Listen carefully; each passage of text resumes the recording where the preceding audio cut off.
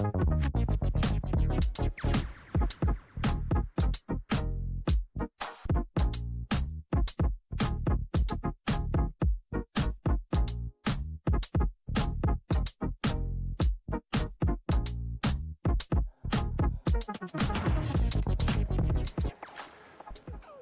everybody, good to see you. Thanks for coming. This is another episode of Wireframe, brought to you by Design Systems House.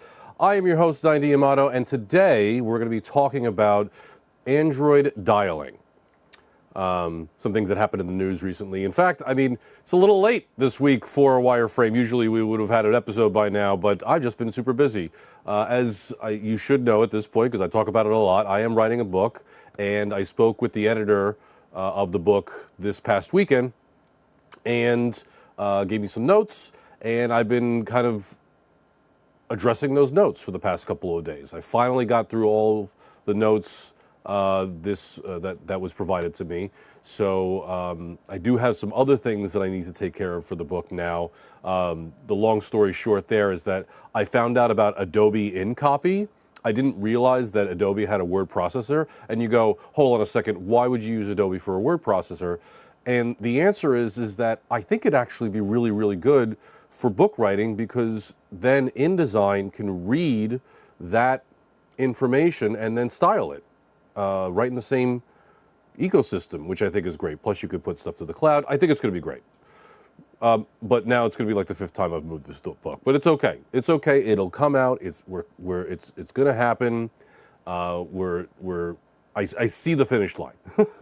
So.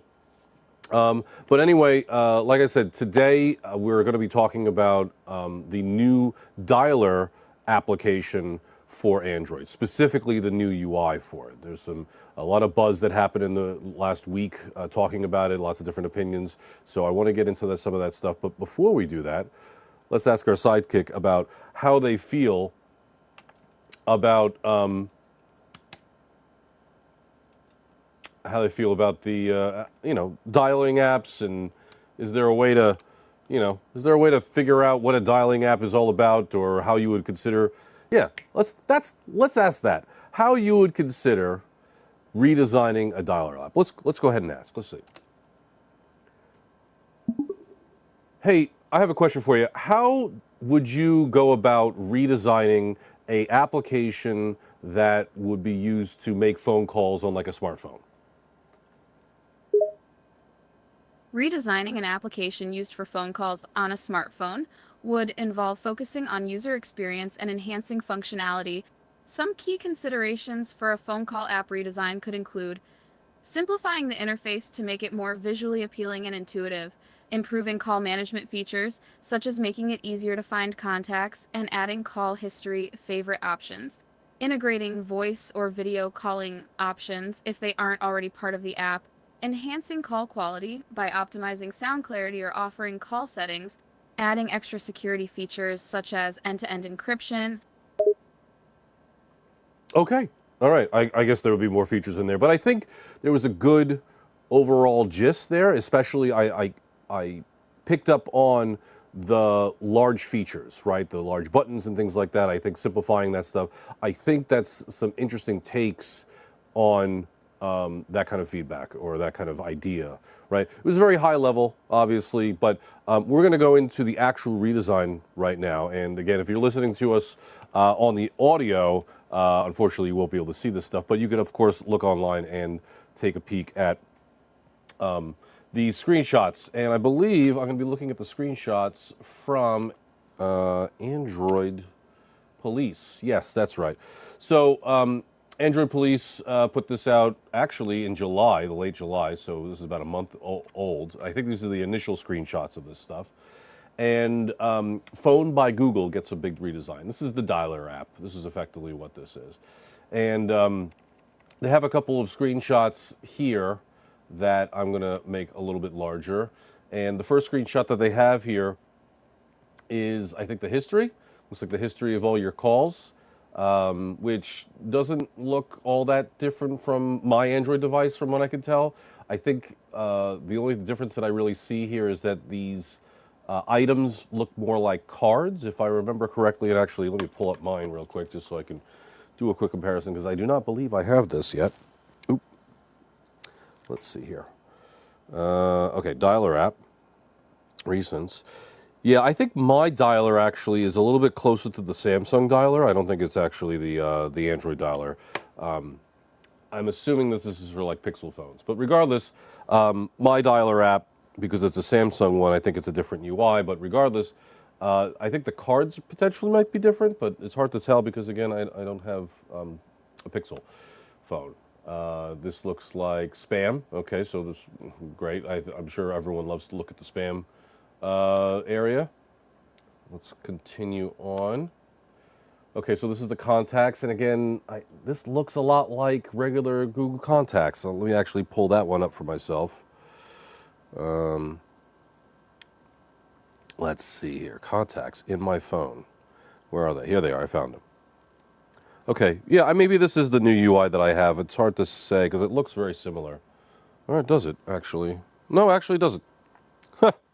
Yeah, I know this is Google Contacts in my phone. I wish I could share this. I wasn't prepared. But in Google Contacts in my phone, it actually looks a lot more like these cards. Okay, so the cards that are over here, that's for like recent calls and stuff like that. It looks a lot more like that because they look like individual cards that are like grouped together. So it's not the same. Maybe they didn't update the screen or something like that. Now this is the dialer, and the dialer, all the numbers are huge, right? Like that's the thing that I think a lot of people are talking about, is that the dialer buttons are really big on these things as the new design. And then the last thing I think they show is like the voicemail area. Yeah, so you're calling voicemail here. And when you're calling voicemail, the buttons that are on the bottom where there's like keypad and mute and speaker and even the hang up button, they're all really big as opposed to what it kind of, I guess, used to be, which is a little small. Do we have any more here? Let's see here. Yeah, so again, if you're going to start using the keypad comes up. It is, very large buttons that you can see here. And then, yeah, here's the voicemail, visual voicemail thing that I actually haven't used, I don't think, at all. But this isn't the original image that I remember seeing when I first saw this. We scroll down a little bit. This is the image that I remember seeing flying around a lot as the new update. And I think the thing about this in particular that's really striking is actually just the photo that's being used, the little kind of wave outline that's happening on it. But of course, there's a lot of other things if you pay attention to the UI that are changed. One of the big ones, of course, is that everything is big. Speaking of big, right? So you have your decline and answer slider that's here, and you can have really nice labels about you're going to decline or you're going to answer. I'm not sure if there's enough of a signifier that says you could slide here or not. Maybe there is at this point, but I would assume that it's possible that people might suggest that they, maybe you're supposed to tap decline as opposed to sliding it over. Maybe, hopefully, there's some messaging or feedback that says, hey, it looks like you're trying to decline this call, please swipe, and show the arrow or something like that. Hopefully that would be helpful. And if you didn't know, the reason that we want to swipe as opposed to tapping is just so that you don't have butt dialing happening, or butt calling, I should say. Or I suppose in this case, we're butt answering the phone. And then over here, we kind of seen this already, but this is kind of like a light mode version of this with the large buttons that are happening down here. But again, the list itself of I guess the home page or whatever, this doesn't seem like it's changed much. I really don't see a real big visual difference. I think that the big differences are happening over here with the actual incoming calls and making phone calls and stuff like that. Now, of course, Reddit has opinions. In fact, the title of this one is "The New Google Dialer Looks So Trash." So let's see what the opinions are here. Let's see. Talking about, not sure, I prefer this to the old one. Don't need to press the three dots as often. The buttons are literally the same. The previous one looks so much cleaner. Okay. I don't know which one they're talking about there. People are asking about people hating everything on Reddit. Person says, you guys hate everything. What trash is about this? Bigger, easier buttons. Bigger, easier to press buttons. I don't know what that sentence is. Okay. Still wasting half of the screen when they could have added more buttons so we don't have to keep pressing the 3 dots. I wonder what's under the 3 dots that you need to do. Like, what's under 3 dots that I have to do something about? I'm not sure. I wonder. If you know what's in the 3 dot menu that everyone's trying to access, leave a comment in below, because I don't think I've ever used 3 dots for anything. Not sure. I know everyone has taste, but I like the design. What does this even mean? It means that they like the design. I don't know what else you want. More complaining about everything. Looks fine to me. It looks worse with the old school navigation buttons that the OP is using, though. Oh, okay. Oh, yeah, I guess the original image that was on top, that looks different from this one. And in fact, this one has additional buttons. It has call assist and audio emoji. Audio emoji? What the heck is that? Is that like a sound effect? Oh my God, I got to look into that. Wait a minute, I got to find out. Hold on, folks. We got to find out. Audio emoji. What is this? You could express emotions with audio when you call other Pixel users. Interesting. Huh.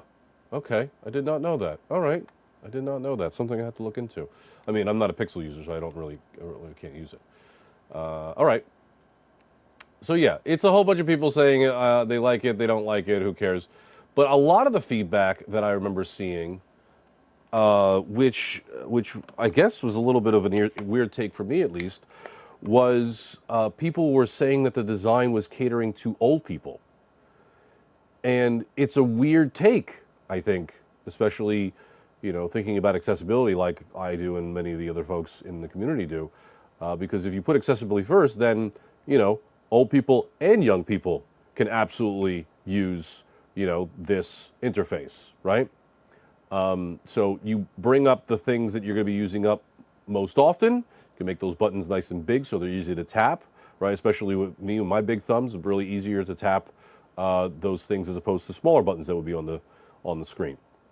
So, like I said, I think the feedback about this redesign being specifically geared toward older people who need bigger buttons, I think is actually, the fact that they've changed the UI is great. I think the take that it's not good is wrong because it's better. It's better from an accessibility standpoint, making that better for everybody, right? Regardless of how you feel about the new UI aesthetic, like the way that it looks, the important thing is the user experience, right? The UX. And this, I would think, overall, without actually using it, from what I could tell, it seems to be an improvement, okay? Now, granted, this is really kind of interesting, too, because this is using the new Material 3U design language, which I went over a few weeks or maybe about a month or two ago, about how that came into play and how that was kind of kickstarted by an intern at a beer hall, which is a little weird when it comes to, starting initiatives at large companies, especially, from a design perspective. That's a little, let's call it unorthodox. But if things like this are coming out of that, can't be too bad, I suppose, right? But again, let me know what you think down in the comments below. Play nice in there. But we're not done yet, because there's a couple of other pieces of news that came out. Specifically, there was something called America by Design. Let's look at this, folks. Goodness gracious. All right, so here's America by Design. America by Design is an executive order that our president has put into place to update the design of government applications. And there's a whole fun, in quotations, I guess, what is this, like a marketing site, right? Where everything just kind of like fades in here, big text, you're supposed to read the whole thing, et cetera, et cetera. You can email for updates. I mean, like, this is, I don't know what's going on in here, right? Here's the weird thing. I mean, there's plenty of weird things in here, okay? But one of the weird things, I guess, for me overall is that when our current president came into office, they let go the existing design team that was in there, right? They just let go the whole team. And now they're introducing this new initiative, which will introduce new people in there, including, I think, the head of this department is a founder of Airbnb. I think that was right. I think that's right. Which is an interesting take. I mean, here's the thing. Airbnb historically has been known for good design. In fact, on the show a couple weeks ago, we went over their new design language. And I am on the fence about this. From a fundamental standpoint, I don't like people losing their jobs, period. Right? End of story. I don't like people losing their jobs. And I also know a good handful of people that were under the old department called 18F that were working there and trying to make improvements. The thing that I don't know is how improved everything was trying to be and how improved everything is going to be. Do you understand what I'm saying? What I'm saying is this, is that it's entirely possible, and this has nothing to do with the people that I know in 18F, the people that were in 18F, has nothing to do with them individually because I don't know many of their skill levels and many of their expertise, and I'm sure that they are experts in their fields. But I also see experts in our fields that are doing bad practices, legacy practices, things that could be improved, okay? And I wonder, and I don't know anything internally in terms of these departments, but I always wonder, looking at like government applications, and it's traditionally, or I guess stereotypically, we see government applications and they are, like legacy, and they look like they're from, the early 2000s, look like they've never been updated, right? I would like to give the benefit of the doubt to 18F that they were trying to do the best they could to actually improve these things. However, it's entirely possible that the people looking at 18F, or maybe even just looking at the applications that they saw, and they saw that and said, this isn't up to date. And they said, look, there's no improvements happening here. We're going to do a fresh, clean slate. I think there probably should have been a better assessment about that as opposed to doing a fresh, clean slate, right? I think it's very common for C-suite people to just go ahead and look at the surface and look at just data and not get into the details and see what's actually going on, like what improvements people made, especially in this government regime. So it's entirely possible that there could have been some really significant updates, that were going into government that we haven't seen. I mean, we did just see at the show a couple of weeks ago, the New York State government, they're updating their UI, and it's looking great from the design system perspective, right? So there could have been steps. What I'm a little bit worried about, of course, is we've seen this with new regimes in the government here in the United States, where a new team comes in, thinks that they know what's going on, and are woefully unprepared at taking on what actually needs to happen, right? Putting up a cute little marketing site that, I mean, always hypes people up. When we're talking about like the Dropbox design language, right? That marketing site is really just a marketing site. It's not actually helpful to starting to use the Dropbox design language. It's just a marketing site. This too is just a marketing site. It's meant to bring hype and interest and start conversations. That's exactly what it's doing, but it doesn't necessarily mean that anything's going to actually change, right? Or if it's going to change, it's going to take a really long time for it to change. And especially when it comes to government, I think it's going to be even longer. So I'm not getting my hopes up here necessarily. But speaking of, having conversations about this, someone has made a parody of this, and let's bring this up here. This is at americabydesign.fail, and it very much looks like the site that we just saw from the actual United States government, saying our president fired the best designers in the federal government, and now he needs to fix it. And this is talking about a lot of things that have been done wrong. First off, talking about 18F, talking about all the things that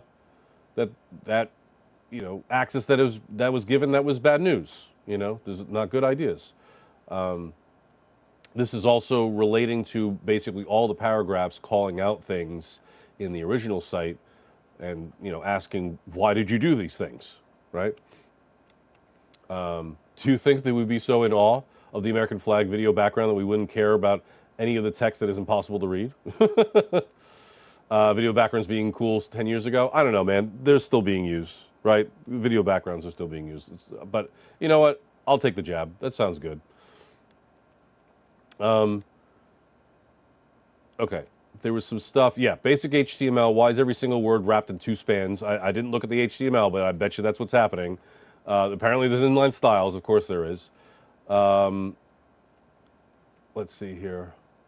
Yep, Americans with Disabilities Act. I'm guaranteed that site is inaccessible. Guaranteed. Which is wild to me, too, because, it's really just an image and then some following text. And if we can't make that accessible right off jump, I don't know how they're going to, improve actual government sites need to be used by all kinds of Americans in the government. I don't know how they're going to do it.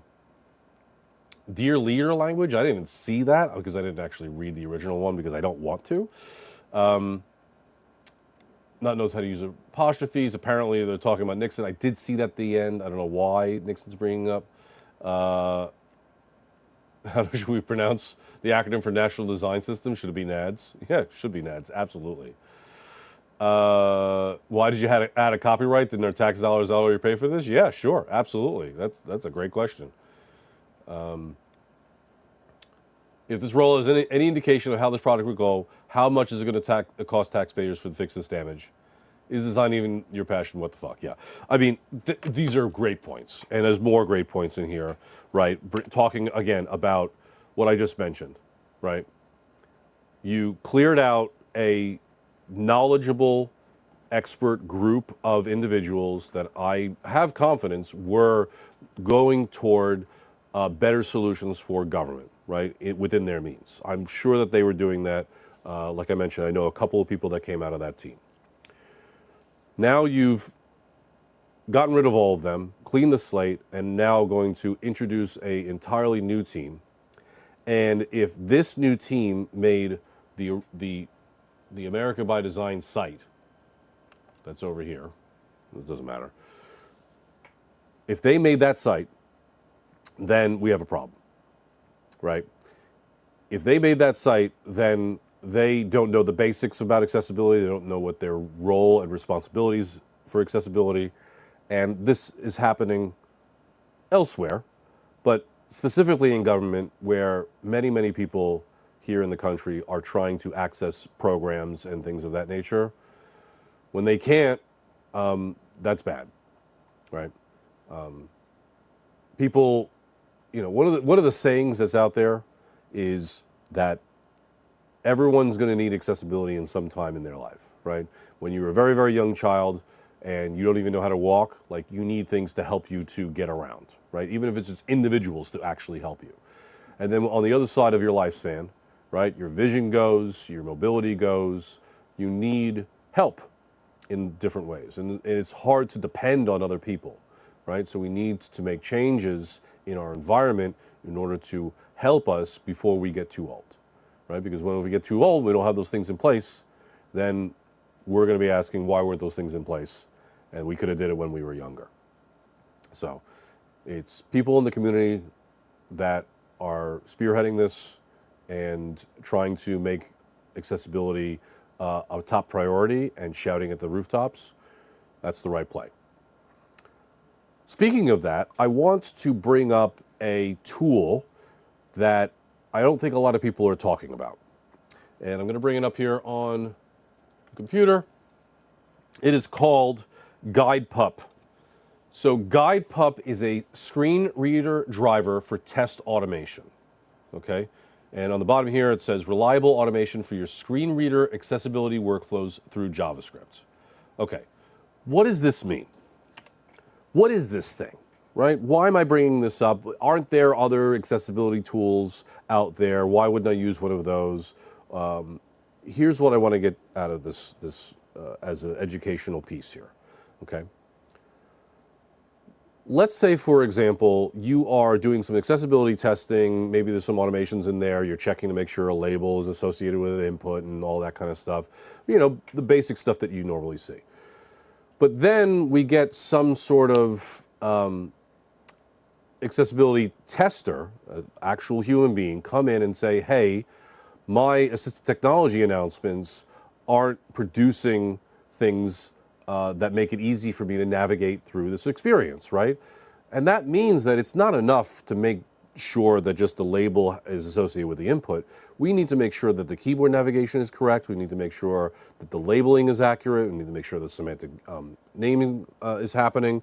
But over everything, the way that a person is traversing an experience, especially folks that have limited vision, they're going to have announcements brought back to them about where they are in the interface. And if those announcements don't make any sense or are repetitive or unhelpful, that's bad, right?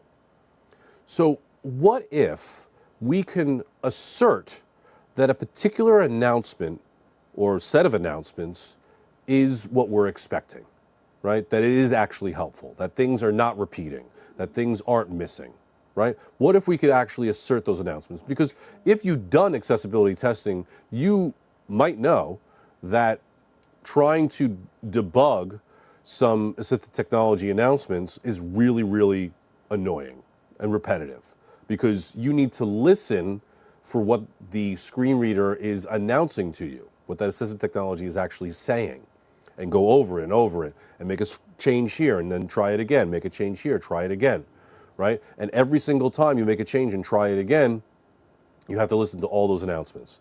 And sometimes you have to listen to multiple announcements because you're doing a keyboard navigation exercise, going through lots of different parts of that page and hearing, you know, sentences or paragraphs worth of content just to make sure that it's being done correctly. It's really, really taxing. So again, what if we could assert that those announcements are what we expect? That is what Guidepup claims to be able to do. What Guidepup claims to be able to do is you can basically do an integration test and say, okay, I want the user to navigate to this landmark. I want them to go use a keyboard navigation to go down a couple of items. And at each one of those, I want to assert that the assistive technology is announcing the correct labeling or the correct text or even just the correct role that's being applied here. Because if it's not, then that might be a problem, right? And the thing that's really interesting about it too, I think in my opinion, is that it's possible that maybe this is the only thing you need. Because if you're not getting the right announcements out, right, from the landmark navigation, then your site is probably not accessible, right? But if everything is getting the correct landmarks out, right, as you go ahead and do navigation through this page, it's probably accessible, probably, okay? Now, full disclosure, I actually haven't used Guidepup at all. I want to, but I haven't used it. Let me go to the docs over here.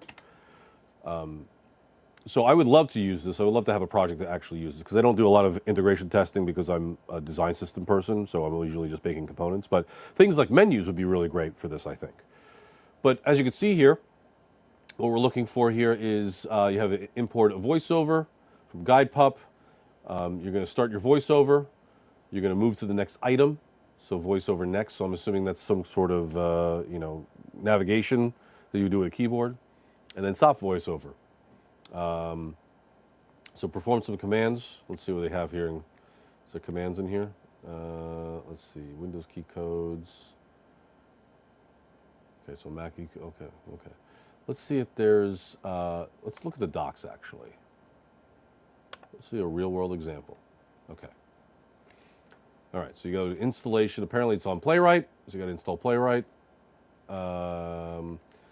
And then you have the Playwright config, super, here's a test file. This is what we're talking about right here. All right, so you import voiceover test as test. You import expect from Playwright test. and then you do a little bit test describe, right? So I can navigate to the Guidepup GitHub page. Wow, a couple of G's in there. And you want to go to that page. You're going to wait till it load. The next thing that apparently we're going to do here is we're going to expect the banner to be visible, and then we're going to start interacting with the page. So we're going to voice over, navigate to web content, and then we're going to move across the page menu to the Guidehub heading using voiceover. So we're going to wait for the item text to say Guidepup heading level 1, which should be, I guess, where the banner is. And then await voiceover, perform voiceover keyboard commands, find next heading.